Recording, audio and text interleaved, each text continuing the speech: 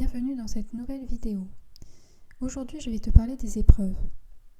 Avant tout, je t'invite à t'abonner à ma chaîne et à télécharger ton guide gratuit pour découvrir 17 clés essentielles pour débuter une vie sereine dès aujourd'hui. Tu trouveras toutes les informations en barre d'infos. Les épreuves, c'est un sujet qui me tient assez à cœur puisque c'est quelque chose que nous rencontrons tous au quotidien. En effet, nous passons d'épreuve en épreuve. Il y a deux types d'épreuves. Il y a les épreuves dans le bien et les épreuves dans le mal. Ce que j'appelle les épreuves dans le mal, ce sont les épreuves qui engendrent en nous de la souffrance, de la tristesse, des sentiments assez négatifs.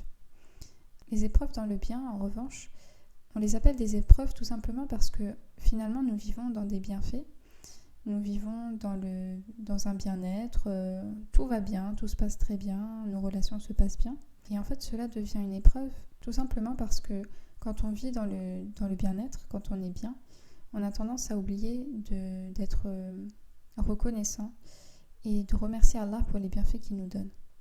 Finalement, ça peut avoir pour conséquence de nous éloigner d'Allah. Alors que les épreuves dans le mal ont tendance plutôt à nous rapprocher d'Allah, puisque souvent, après avoir essayé maintes et maintes solutions, on se retrouve bloqué. C'est là où, malheureusement, on pense à invoquer Allah et à lui demander de nous faciliter une issue dans cette épreuve.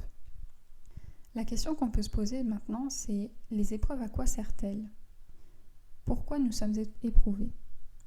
La première chose que j'avais envie de te dire, et que j'ai moi-même remarqué, c'est que Allah souvent nous éprouve dans une faille ou une faiblesse que l'on possède en nous. Par exemple, si nous accordons de l'importance au regard des gens, Allah va nous éprouver en nous faisant vivre des choses difficiles par rapport à ce que l'on cherche, c'est-à-dire l'approbation des gens. On va entendre des critiques, des remarques. On va vivre et entendre des choses qui vont nous faire du mal par rapport à ça, parce que finalement, on cherche l'approbation des gens. Donc cela, finalement, révèle une faille au niveau de la sincérité et au niveau de ce besoin de plaire aux autres. Donc on rentre après dans l'histoire de l'estime de soi, de la confiance en soi, etc. Donc là, on voit bien que finalement, cette épreuve-là va pointer une faiblesse ou une faille et que finalement, cette épreuve, elle va nous servir à pointer ce problème du doigt pour pouvoir le résoudre. Donc en fait, l'épreuve est là pour nous aider tout simplement à nous améliorer et nous aider à nous perfectionner finalement dans notre comportement. Le but étant de devenir une personne en accord avec soi-même et surtout en accord avec ce que Allah attend de nous.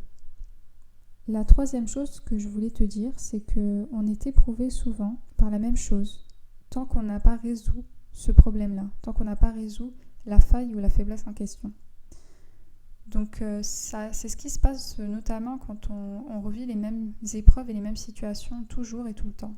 On se dit mais je comprends pas, il m'arrive toujours la même chose, je sais pas pourquoi.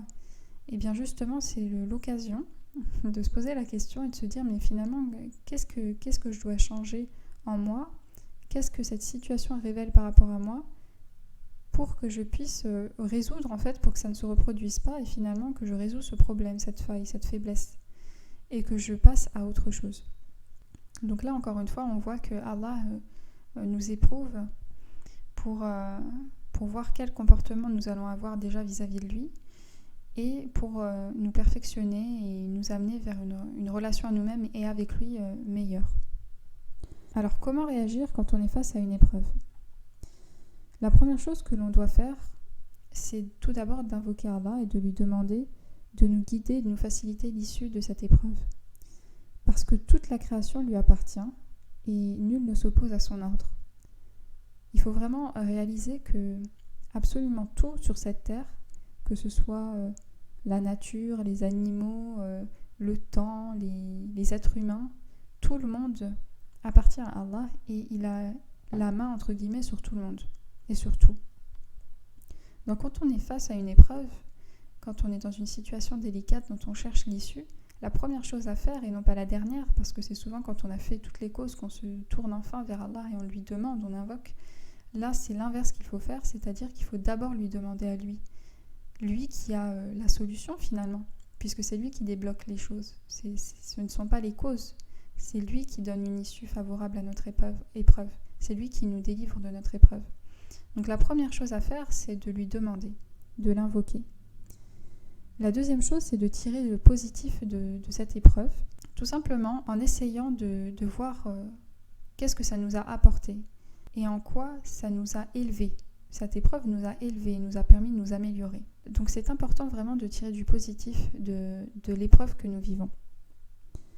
L'autre chose sur laquelle j'ai envie de rebondir en parlant de positif, c'est tout simplement de se dire, quand on est dans une épreuve, voilà, qu'est-ce que j'ai actuellement, aujourd'hui, pour être heureuse ? En fait, c'est vraiment se concentrer sur ce que l'on a déjà et non pas sur ce que l'on n'a pas ou sur ce que l'on attend impatiemment. Dis-toi qu'aujourd'hui, tu as absolument tout, en ce jour, en cette heure où tu m'écoutes et en ces minutes, tu as absolument tout ce qu'il te faut pour être heureuse, honnêtement. Si tu as un toit, si tu as de quoi manger, si tu es en sécurité et si tu as la foi, crois-moi, tu as absolument tout ce qu'il te faut. Ce qui peut aider à apaiser nos cœurs, au-delà des invocations, il y a le fait aussi de patienter en fait face au décret d'Allah. Se rappeler que tout ce qui nous arrive, c'est tout simplement le destin qu'Allah a écrit pour nous.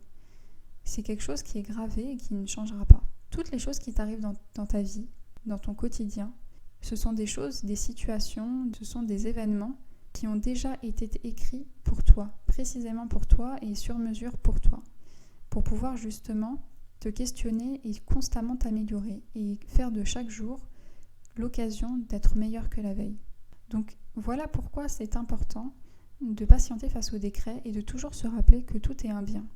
Comme je l'avais dit dans la vidéo sur les coups de blues, dans laquelle je te donne 4 astuces pour les surmonter tout en restant positive, eh bien, je te dirais tout simplement que tout est un bien et que le fait de s'en rappeler nous permet justement de pouvoir rebondir. Si tu n'as pas encore vu la vidéo, je t'invite à la regarder et je te mettrai le lien dans la barre d'infos. Pour terminer, j'ai envie de te dire, rappelle-toi. Rappelle-toi qu'on n'est que des voyageurs. Cette vie, c'est comme une grande pièce de théâtre. Chacun a un rôle à jouer et nous le jouons sans même le savoir. Nos réactions, nos décisions ont un impact non pas que sur notre vie, mais sur la vie de tous les gens qui nous entourent. Donc c'est important de réaliser que comme un voyageur qui finalement est de passage de ville en ville et prend soin de garder que l'essentiel avec lui, et prend soin d'avoir auprès de lui que les personnes qui vont l'aider vraiment à avancer, eh bien nous aussi nous devons être ainsi et nous devons faire de notre vie un voyage qui nous permet juste de nous améliorer, de prendre ce qui est à prendre de bon pour nous et de laisser ce qui ne nous apporte rien finalement. La vie finalement c'est juste un voyage vers Allah tout simplement, vers qui nous sommes et un retour à l'essentiel. Rappelle-toi aussi que souvent on a tendance à angoisser par rapport à notre avenir. On se dit oui mais qu'est-ce qui va m'arriver et puis si je fais pas ça, qu'est-ce qui va se passer? Et puis mes enfants, comment ils vont grandir? Et puis est-ce qu'ils vont être, comment ils vont tourner? Voilà, il peut y avoir des moments où on se questionne beaucoup et on va angoisser finalement. Et en fait, j'aime à penser que notre vie est comme un livre, puisque de toute façon notre vie est écrite et que nous recevrons notre livre le jour dernier. Mais j'aime à me rappeler que notre livre est comme un roman en fait. On va prendre ce roman, on va commencer à le lire et on ne va pas vraiment s'inquiéter de l'avenir du personnage puisqu'on sait que dans les pages à suivre, on connaîtra la réponse. On va savoir ce qui va se passer et que de toute façon, c'est écrit. On pourra s'arrêter de lire et puis commencer à partir dans des hypothèses, etc. On réalise que c'est du temps perdu puisque de toute façon, dans quelques pages, l'issue de cette épreuve ou l'issue de la situation du personnage, elle est déjà écrite en fait. Ce ne sont pas nos angoisses et nos suppositions qui vont changer cela. De la même façon, tout ce qu'on va rencontrer dans notre vie, ce sont des choses qui ont été écrites parce qu'elles vont nous apporter quelque chose forcément de positif. Même si c'est difficile, même si c'est douloureux, voilà, on va perdre un être cher, un travail, on va avoir des relations conflictueuses, je sais pas, il peut y avoir tellement de choses. L'important, c'est de tirer du positif de tout ça et de se demander en quoi je peux m'améliorer. Qu'est-ce qu'Allah veut me faire comprendre à travers cette épreuve? Qu'est-ce que je dois changer en moi? Donc pour terminer cette vidéo, j'ai envie de t'inviter en fait à fermer les yeux, à respirer tranquillement, calmement. Et je veux que maintenant, tu réfléchisses à tout ce que tu possèdes déjà. Tu réfléchisses à tous les bienfaits que tu as là maintenant. Que ce soit la possibilité de respirer sans douleur, la possibilité de voir les couleurs autour de toi, la possibilité d'entendre et donc de pouvoir entendre tes enfants, de pouvoir entendre le bruit environnant, la possibilité de sentir, la possibilité de goûter ce que tu manges, de pouvoir ressentir des saveurs, parce qu'il y en a qui n'ont pas cette chance. Et puis aussi, pense au fait que tu as la foi. C'est le plus beau cadeau qu'Allah peut nous donner, c'est la foi. Et de se dire que tout a une fin finalement.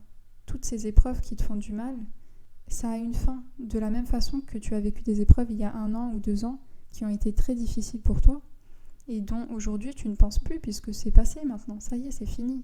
Tu es passé à autre chose, tu as vécu d'autres épreuves entre-temps. Cette épreuve que tu vis actuellement, tu vas la surmonter de la même manière que tu as surmonté les autres. Parce que tu as absolument tout en toi pour le faire. Et surtout, tu as Allah avec toi. Et c'est lui qui donnera une issue favorable à ton épreuve. Donc voilà, c'est tout pour aujourd'hui. J'espère que cette vidéo t'aura apporté de l'apaisement. Si tu n'es pas encore abonné à ma chaîne, je t'invite à le faire dès maintenant pour ne pas rater les prochaines vidéos. Et n'oublie pas de télécharger ton cadeau gratuit. Je te dis à très bientôt et prends soin de toi.